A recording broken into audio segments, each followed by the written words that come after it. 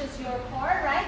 So we're gonna think about rotating, initiating the rotation from those two gears. I have one gear here, my upper gear and my lower gear, and one gear is followed by another. So I bring one and then another, one and another. So two gears working together, understanding that the first one starts from the top and then ended up reflecting in the lower gear. So thinking about that, I would have my chest always slightly off, facing the leg that it's coming forward. So if I'm going forward, I reverse when I collect and step forward. I'm doing actually a little bigger than I usually do just to make it clear when you see it. But you can do very small torsions. Just make sure that the mechanic is happening. So when I go forward, I go this way. When I go backwards, my chest remains facing the front leg. So if I'm doing basic step, anytime I collect and point, I shift, I change. So I change, now I don't change. When I collect, it's flat, and this is how we normally do.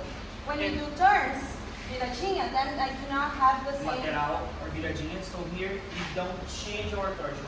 Because we are doing turns, and if I think about the idea of my chest guiding it, so my legs are gonna work in that idea here. More like cross instead of actually passing one to another. Yes. And we work on that to apply head movement as well. So when we do bate cabelo, we want to tilt plus torsion. Tilt plus torsion. So we did from basic 1, 2, and 3, 4, 5, 6. My suggestion is always be as horizontal as possible with this. I don't want to move my arms vertically. So we broke down into this idea and that idea. Make sure that the center of your body, you're not dislocating the center while you are tilting, right? So you expand and you rotate around.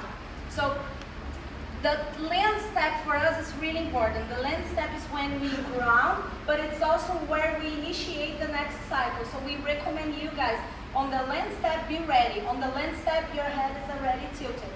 So don't wait for tilt on one. We do, if you do simple turn, we have lot to do in the hand.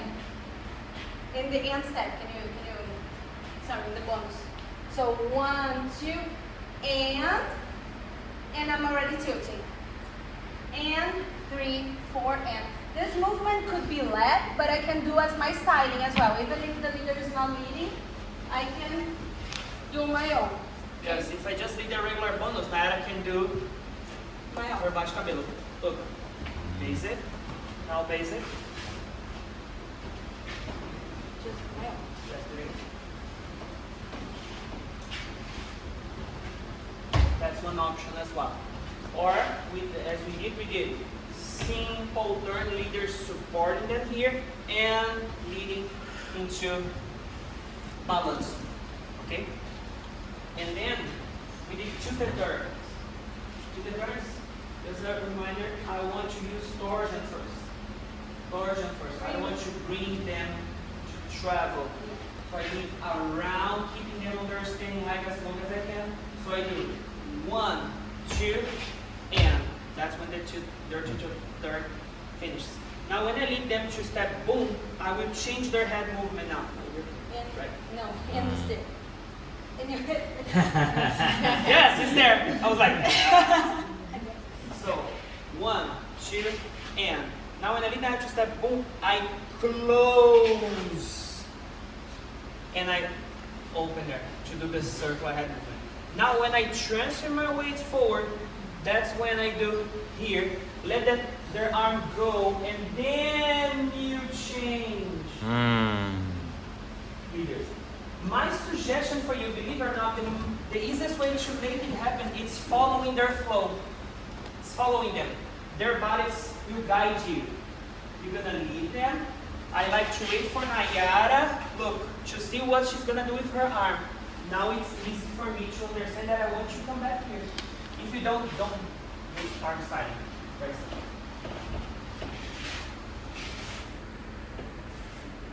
it's easy, right? Because they are not doing arm side. But if they do, it's up to you. And if you ended up having that connection here, do your arm side, yes. And then you're like, oh, now I'm trapped here. Two options. You can start rotating, then you change the middle, or you can do other thing. Or you can just do the movements that you guys already know. For example, this is one option for you guys. Or you can do real boneca pesada. That you don't need to have that connection right there. And one more thing that we did right at the beginning to associate both classes. We did musicality class where you are talking about the amount of steps that you would take. So my suggestion for you to start your dance to have more quality, then make sure they create connection first. A strong connection means you associating your center of gravity with theirs, with your partner, and then from here we can step 0 or 1. From here, oh, okay. 1, 2. I don't know. So make sure that you guys are able to enjoy that. Yeah. Use your musicality. Bate-cabelo is a very nice move to start. Introductions, for example, as well. So we did the follows head motion. I shared some tips with you. So 2 motions that I want to practice in my body to get used to that.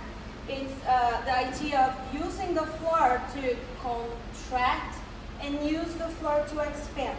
Again, here I'm actually exaggerating because I normally don't change my level, but I do use the floor to that idea. So I contract, but without collapsing, right? So I bring in, and I push the floor to bring out. My idea when I tilt is not compensate, my idea is expand. So this way my free leg doesn't collapse as well. So I do think about shifting. Remember, I prefer having my hips very stable. So I prefer to not change the position or the touch of my hips. So I keep it stable and I think about shifting side to side, right? And on top of that, I'm going to use the floor and think about the expansion of my spine. So I normally think about half turn on the side, shift, push the floor, expand, half turn, shift, half turn, and shift. Why? Because I want to avoid this. For example, I'm arriving here in the middle and my head is there yet. No, it shouldn't be like that. I should draw a perfect circle. So when I'm in the middle, I should be facing down. So if I split in 2 half circles, I'm gonna avoid this mistake in the middle. Also, we're talking about the idea of first doing the torsion and then the rotation, then the full rotation, and I transfer in the end. So torsion and rotation. And remember your nose follows the line of your spine, pushing up. Thank you so much, guys.